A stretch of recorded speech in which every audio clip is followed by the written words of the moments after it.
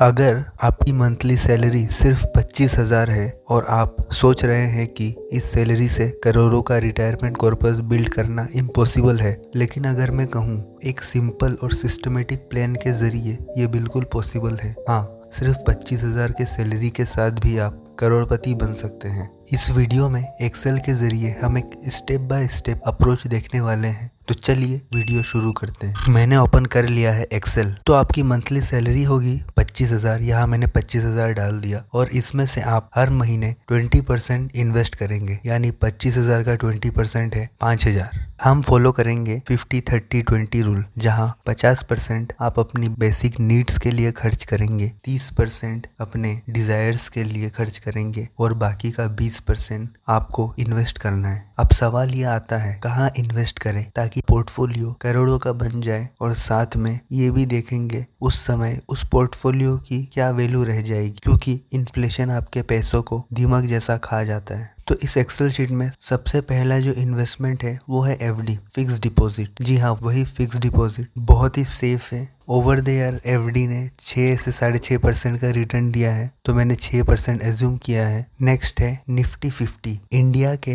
Top 50 companies का index. ये एक म्यूचुअल फंड है। तीसरा निफ्टी मिड कैप 100, इंडिया के मिड साइज कंपनीज के टॉप 100 कंपनी का इंडेक्स। अगेन ये एक म्यूचुअल फंड है। और चौथा निफ्टी स्मॉल कैप 250, इंडिया के स्मॉल साइज कंपनीज के टॉप 250 कंपनीज का इंडेक्स। अगर आप निफ्टी 50 में इन्वेस्ट करते हैं तो आप एक्सपेक्ट कर सकते हैं 12% के आसपास का रिटर्न, और अगर आप मिड कैप में इन्वेस्ट करते हैं तो आप 15% के आसपास का रिटर्न एक्सपेक्ट कर सकते हैं इन ए लॉन्ग रन। और आखिर में है स्मॉल कैप। अगर आप स्मॉल कैप में इन्वेस्ट करते हैं तो ओवर द लॉन्ग टर्म आप 18% रिटर्न एक्सपेक्ट कर सकते हैं फ्रॉम स्मॉल कैप। तो अब सवाल ये आता है आप ये 5,000 को कहाँ इन्वेस्ट करेंगे। अब दोस्तों मैं यहाँ ये कहना चाहूंगा, इन चारों के साथ एक रिस्क फैक्टर भी जुड़ा हुआ है। एफडी में रिस्क ना के बराबर है एफडी में, वही निफ्टी 50 में उससे थोड़ा ज्यादा रिस्क है। Nifty mid cap mid size company है, तो ऑब्वियसली लार्ज कैप कंपनी से थोड़ा ज्यादा रिस्की होगा। और वही आखिर में स्मॉल कैप, इसमें सबसे ज्यादा रिस्क इन्वॉल्व्ड है। तो अगर ये सोच रहे हैं कि मैं पूरा का पूरा पैसा एफडी में डाल दूंगा तो आपको सेफ्टी तो मिलेगी, लेकिन लॉन्ग टर्म में आप उतना पैसा नहीं बना पाएंगे, क्योंकि एफडी का रिटर्न है 6% और इन्फ्लेशन भी इंडिया में 5 से 6% के आसपास ही चलता है। तो लॉन्ग टर्म में आप अपना पैसा गंवाएंगे अगर आप फिक्स डिपॉजिट में ही पूरा का पूरा इन्वेस्ट कर देंगे। और उसके ऑपोजिट में अगर आप ये सोचते हैं कि मैं पूरा का पूरा पैसा निफ्टी स्मॉल कैप 250 में डाल दूंगा ताकि मुझे 18% का रिटर्न मिलेगा, तो इसके साथ आपको एक रिस्क बेयर करना पड़ेगा। क्योंकि निफ्टी स्मॉल कैप में अगर आप इन्वेस्ट करते हैं तो ये इंडिया की स्मॉल साइज कंपनीज है, तो आपको यहाँ उतार चढ़ाव भी बहुत ज्यादा देखने को मिलेगा। तो इस वीडियो में मैं आपको एक स्ट्रेटेजी बताने वाला हूँ जहाँ रिस्क और रिटर्न दोनों बैलेंस रहेगा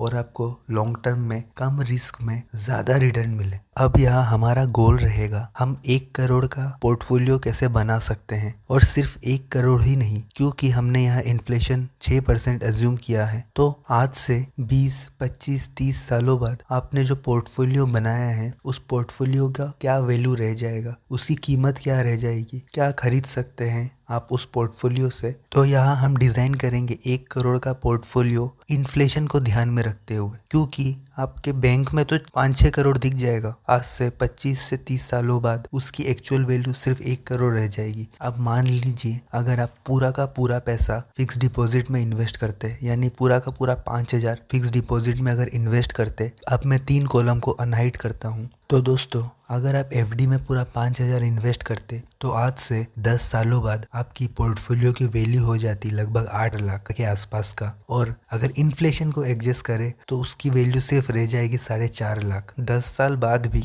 इन्वेस्ट करने पे आपको सिर्फ 4.5 लाख मिल रहा है। वही अगर हम 15 साल की बात करें तो ये हो जाएगा 14 लाख, और इन्फ्लेशन को ध्यान में रख के 7 लाख के आसपास का।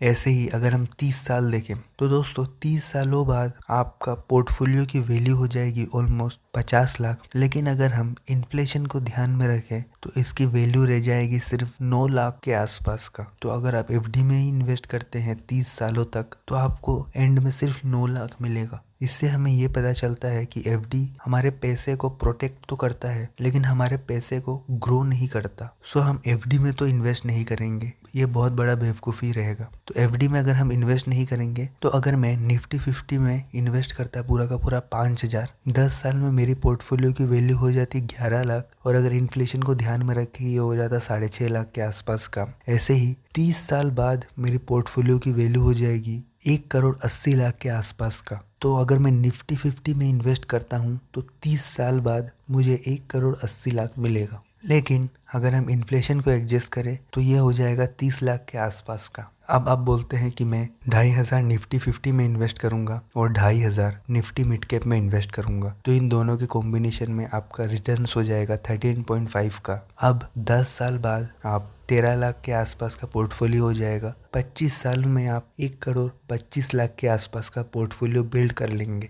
लेकिन वही अगर इन्फ्लेशन को एडजस्ट करें तो ये लगभग 29 लाख का रह जाएगा। 30 साल बाद आपकी पोर्टफोलियो की वैल्यू हो जाएगी लगभग 2.5 करोड़ के आसपास का और इन्फ्लेशन को ध्यान में रख के तो ये लगभग 43 लाख के आसपास का हो जाएगा। अब आप बोलते हैं कि मैं सिर्फ 2,000 लार्ज कैप में इन्वेस्ट करूंगा, 2,000 मिड कैप में इन्वेस्ट करूंगा और 1,000 स्मॉल कैप में इन्वेस्ट करूंगा, तो आपकी रिटर्न्स हो जाएगी ओवर द लॉन्ग टर्म 14% के आसपास का। अब दोस्तों 30 साल बाद आपकी पोर्टफोलियो की वैल्यू हो जाएगी 3 करोड़।